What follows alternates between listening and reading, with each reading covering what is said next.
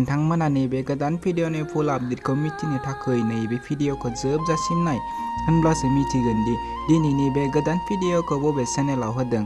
लोगोफोर, नोंथांमोना आंनि चेनेलखौ दासिमबो साबस्क्राइब खालामाखै अब्ला साबस्क्राइब खालामनानै हो आरो भिडिअखौबो लाइक शेयार कमेन्ट खालामनानै होदो। बिदिब्ला लोगोफोर फैदो दिनैनि बे गोदान भिडिअनि आपडेटनि सायाव। बे बुहुमाव हिनजाव मानसिखौ लोरबां खालामनायानो हौवाफोरनि देरसिन गोरोन्थि।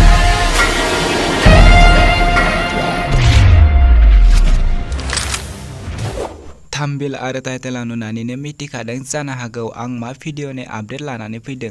बिथांमोना खिथेर सावथुनखौ सेप्तेम्बर दानाव रिलिज खालामगोन होननानै बिथां रिया ब्रह्म बिथाङा गावनि फेसबुक पेजनि गेजेरजों भिडिअनि गेजेरजों बुंनानै होदों। नोंथांमोना बिथांनि नैबे भिडिअखौ नायनानै लादो।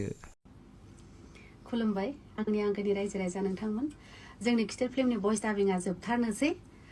जों थिरांथा लादों सेप्तेम्बराव जोङो रिलिज खालामगोन होननानै मुभिखौ।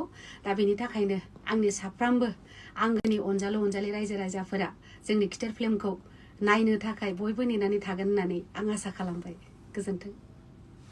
लोगोफोर, नोंथांमोना बयबो मिथिखाबाय जानो हागौ नोंथांमोना एक्साइटेड जानानै बिथांमोननि बे गोदान भिडिअखौ नायनो थाखाय नेनानै थादो। बिदिब्ला लोगोफोर, दिनैनि बे गोदान भिडिअनि गुसुं आपडेटआ बेखिनियानोसै। आंनि चेनेलखौ साबस्क्राइब खालामनानै गालांदो।